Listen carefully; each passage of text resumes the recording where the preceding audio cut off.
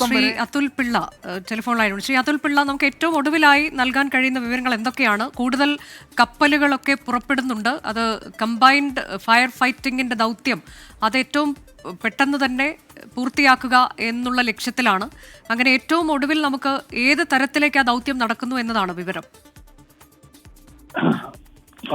Maximum available speed വെച്ചിട്ട് എല്ലാ അസറ്റ്സും cost ഗാർഡിന്റെയും നേവിയുടെയും full speed ആ ഏരിയയിലോട്ട് പോയിട്ടുണ്ട്. രാജ്ദൂത് എന്ന് പറഞ്ഞ കോസ്റ്റ് ഗാർഡിന്റെ ഷിപ്പ് ഓൾറെഡി ഏരിയയിൽ എത്തിയിട്ടുണ്ട്. കുറച്ച് സമയം കൊണ്ട് ഇപ്പം ബാക്കിയുള്ള അസറ്റ്സ് കൂടെ അവിടെ ഉണ്ട്. പക്ഷെ air effort continuously Dorniers coast ഗാർഡിന്റെ നേവിയുടെ ടേൺ ബൈ ടേൺ ഏരിയൽ അസസ്മെന്റും നടന്നുകൊണ്ടിരിക്കുക. അതായത് ഇതിൽ ഈ തീ നിയന്ത്രണ വിധേയമാക്കുക എന്നുള്ളത് ശ്രീ അതുൽ പിള്ള അത് എത്രത്തോളം ബുദ്ധിമുട്ടേറിയ ഒരു കാര്യമാണ് എന്നതാണ് ഇപ്പോൾ നമുക്ക് മനസ്സിലാക്കാൻ കഴിയുന്നത്. എന്താണ് ഈ ഷിപ്പ് മെയിൻ സെക്കൻഡ് ഒബ്ജക്റ്റീവ് ഈ 4 മിസ്സിംഗ് പേഴ്സണലും പിന്നെ ഈ തീയെ അണയ്ക്കുക എന്നുള്ളത്. അപ്പൊ അതിനുള്ള ഇൻസ്ട്രുമെന്റ്സും ഇക്വിപ്മെന്റ്സും കോസ്റ്റ് ഗാർഡ് ഷിപ്പിൽ അവൈലബിൾ. അതനുസരിച്ച് അവര് ഫയർ എക്സ്റ്റിംഗ്വിഷ് ചെയ്യാൻ വേണ്ടിയുള്ള അതിന്റെ പ്രൊസീജിയേഴ്സ് അവരത് സ്റ്റാർട്ട് ചെയ്യും. ഈ മിസ്സിംഗ് ആയ 4 പേർ എന്നുള്ളത് അതൊരാശങ്കയല്ലേ ശ്രീ അതുൽ പിള്ള? അത് ഇപ്പം ഈ രക്ഷപ്പെട്ടിയ ക്രൂവിനോട് ഒക്കെ ചോദിച്ചിട്ട് പിന്നെ അങ്ങോട്ടായിരിക്കും ഇനിയും സെർച്ച് ചെയ്യേണ്ടത്. മീൻസ് ആ ഏരിയയിലാണോ അതെ ഷിപ്പിനകത്താണോ അതെ വെളിയിലാണോ? ആസ് ഓഫ് നോ നമുക്ക് അതിന്റെ ഒരു ഐഡിയ ഇല്ല.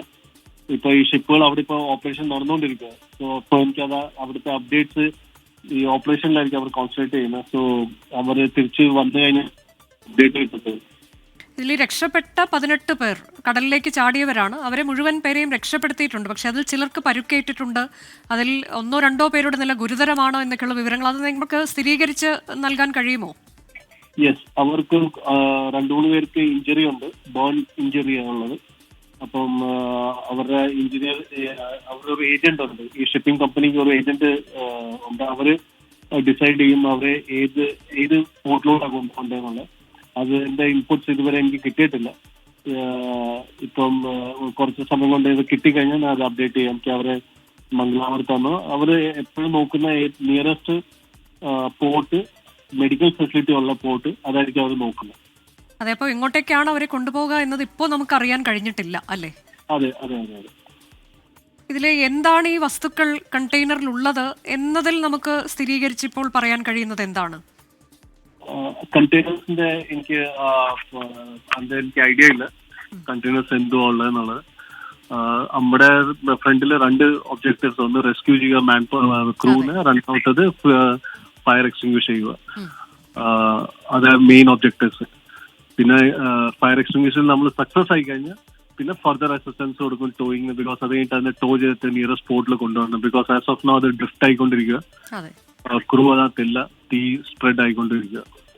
ഒരു കാര്യം കൂടി, എങ്ങനെയാണ് ഈ തീപിടുത്തം ഉണ്ടായത് എന്നത് നമുക്കിപ്പോൾ അതിനെക്കുറിച്ച് എന്തെങ്കിലും അത് രക്ഷപ്പെട്ട ക്രൂവിനോട് അത് ഇന്ററാക്ഷൻ ചെയ്ത് കഴിഞ്ഞിട്ടേ പറയാൻ പറ്റുള്ളൂ. ആസ് ഓഫ് നോ അതിന്റെ ഒരു ഇൻപുട്ട് എനിക്ക് കിട്ടിയിട്ടില്ല. ഇതാണ് കൃത്യമായി എത്ര പേർക്ക് പരുക്ക്, അതിൽ എത്ര പേരുടെ നില ഗുരുതരം എന്നതിപ്പോൾ എങ്ങനെയാണ് പറയുക ശ്രീ അതുൽ? ഈ എല്ലാ ഇൻപുട്സും എനിക്ക് കിട്ടുന്ന ഒരു 3-4 ഇതിനാണ് പറയുന്നത്. ഇപ്പൊ എയർക്രാഫ്റ്റ്സ് പോയി, അത് കഴിഞ്ഞിട്ട് ship. So as of now എനിക്ക് 3 to 4 ഫിഗേഴ്സ് എനിക്ക് കിട്ടിയിരിക്കുന്നത്. അവർക്ക് ബേൺ ഇഞ്ചുറീസ് ഉണ്ട്. ആ ഇഞ്ചുറീസ് പക്ഷെ ഈ 18 പേരും സേഫാ നമ്മുടെ അടുത്ത്. പക്ഷെ ഇഞ്ചുറീസ് ഉണ്ട് അവർക്ക്. Okay, thank you. ഓക്കെ. നാവികസേനയുടെ PRO അതുൽ പിള്ളയാണ് പ്രതികരിച്ചത്.